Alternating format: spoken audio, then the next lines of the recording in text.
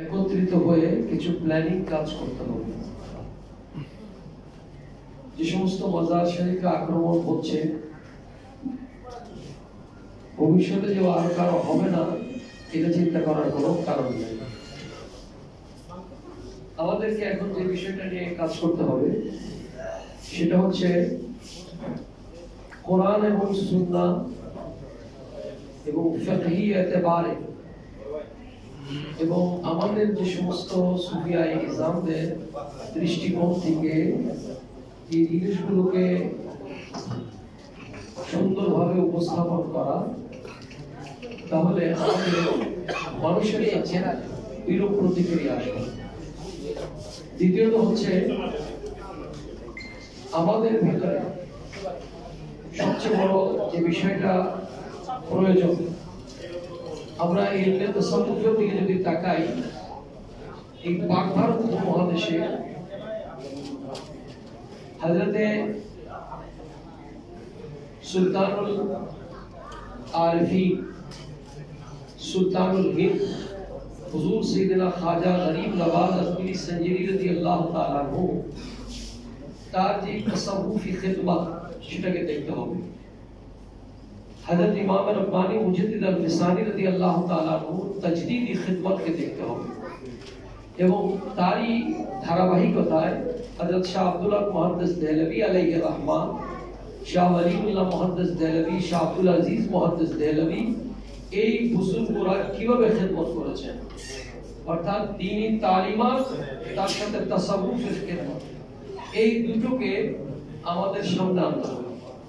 আমাদের हज़रात बुजुर्गान दीन दर्सी तालिमात এবং রুহানি তালিমাত দুইটাকে একত্রিত করেছেন, কিন্তু আফসোসের বিষয় আমাদের এই জামানায় এসে আমরা দেখতে পাচ্ছি দ্বীনি তালিমাত আলাদা হয়ে গেছে, রুহানিয়ত আলাদা হয়ে গেছে। কিন্তু এটা হচ্ছে সবচেয়ে পুরো সবচেয়ে ভুল একটা কনসেপ্ট।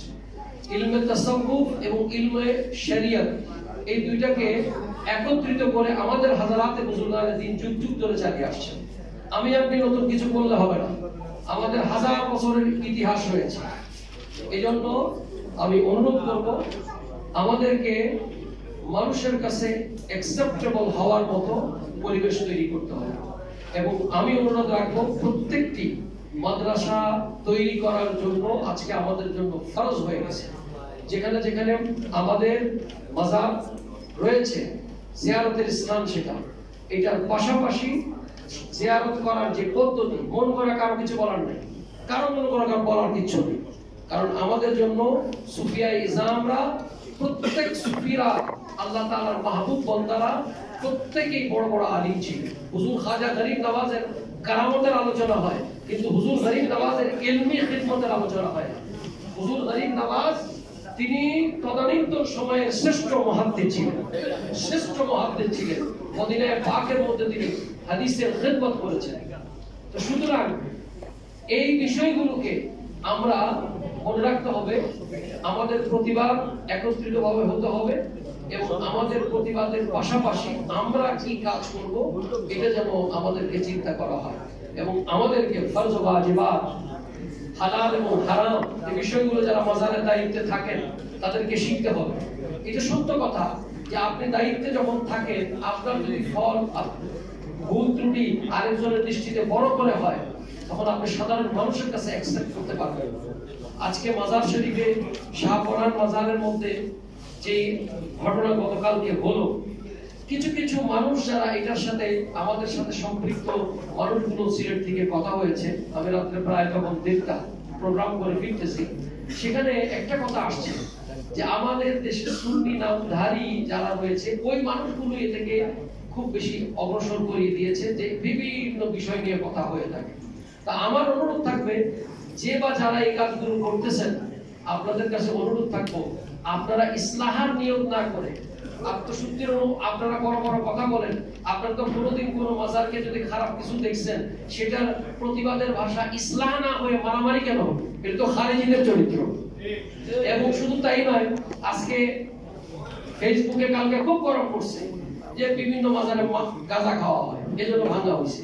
আচ্ছা, অনেক বারে মদ খাওয়া হয়, একটা সিনেমা হলে সিনেমা দেখা হয়, কোনো সিনেমা হলও ভাঙা হয় না, কোনো পদের বারও ভাঙা হয়। মাজার টার্গেট এজন্য এখানে মানুষের হৃদয়কে, মানুষ এখানে হৃদয় থেকে ভালোবাসা নিংড়ে একটা শান্তি পায়, শান্তির জায়গা, এজন্য সেখানে যায়। এখন এই বিষয়টাকে কিভাবে আরো সুন্দর করে তুলে দেয়, আমরা নিজেরাও মানুষের কাছে প্রেজেন্টেবল যেন করতে পারি, এই চিন্তাটা করতে হবে। আল্লাহ তাআলা আমাদেরকে আউলিয়ায়ে কেরামের গোলাম হিসাবে আমাদেরকে ধারাবাহিকভাবে, আমি প্রথম কথাটা যেটা বলছি, এখানে ঢাকা ইউনিভার্সিটি স্যার আছেন, আসানুল হাদি সাহেব আসছেন, আমাদেরকে এই কথা ভুলে গেলে চলবে না। যারা আজকে এই কথাটা ভুলে গেছি তাদের সেখানে আমাদের দুর্যোগ আসতেছে। আমাদেরকে ইলমে হাদিসের যে খেদমত, কোরআন এবং হাদিসের খেদমত, তার পাশাপাশি তাসাউফের খেদমত। হুজুর গরিব নওয়াজের আনিসুল আরবা পড়ুন, দেখুন সেখানে খেলাফে কি আছে। আপনি মুজাদ্দিদ আল-ফিসানির বক্তব্য পড়ুন, মেহবুব ইলাহি খাজা নিজামউদ্দিন আউলিয়ার রাহাতুল কুলুব পড়ুন, সেখানে কি বলেছেন তারা, পুরো কথা কোরআন হাদিসের খেলাফ করে তাসাউফের নির্যাস সেখানে দিয়েছেন।